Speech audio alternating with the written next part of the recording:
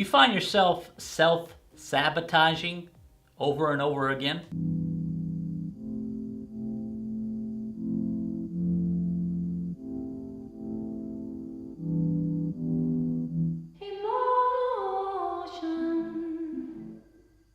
I know I've mentioned this before, but it's commonly known that we are living in a post-information age. As a matter of fact, we're developing artificial intelligence, and many people are saying that this is the area that will experience the most growth in the next few decades. So we're living in a post-information age. Why do I say that? And why do other people say that? Well, it's very simple. We have the internet, and this fast you can find out the rarest form of bugs in India or the smallest village in England. Like that. Random obscure stuff. You can basically find out anything that you want to know if you'll put a little bit of work just with these little tiny fingers here in your eyes. It doesn't take that much. You can find the information basically to anything you want to know, and guess for how much? For free. So people who are teaching you stuff, they're providing you a service of organizing, of curating that information together so that you can save some time. But if you don't have any money to pay those people and you're willing to do some trial and error, some testing, you can absolutely bypass that if you have the desire, if you have the grit and determination to do so.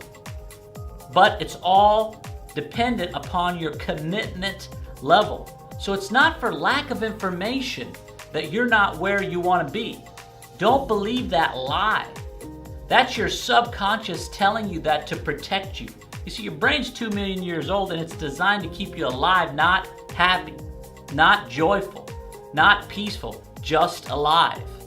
So your subconscious is going to tell you things to protect you, to protect your ego, so that you don't get all depressed, because you get depressed, you get slow, and when you get slow, you get eaten by a lion.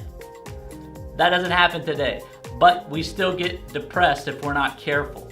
So what am I saying?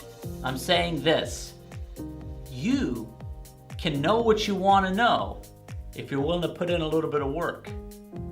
But that's not the reason that you self-sabotage.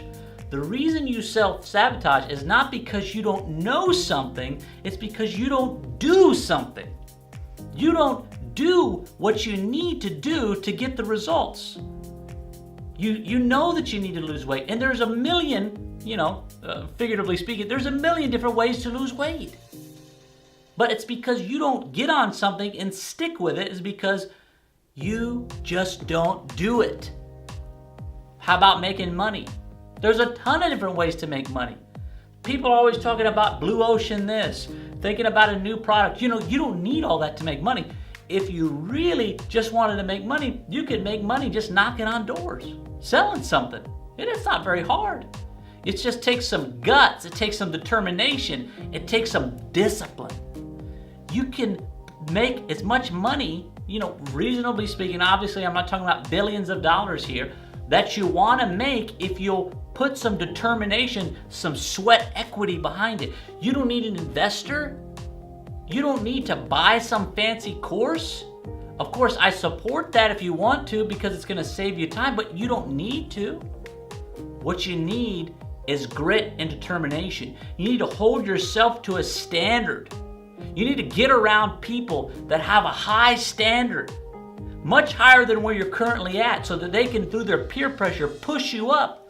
The problem with that is that if you're hanging out down here, they ain't going to want to hang out with you. So you have to instantly decide that you're going to raise your standard up to what's, get this, necessary. To what's necessary. And what's necessary is whatever the hell it takes to reach your goal, your desired outcome. So it's not for lack of information. We live in the post-information age. It's for lack of dedication and perspiration. So I'm telling you this. Also, I'm talking to myself because God knows I'm not perfect. But we all can get what we want to get if we're willing to give what it takes to get it.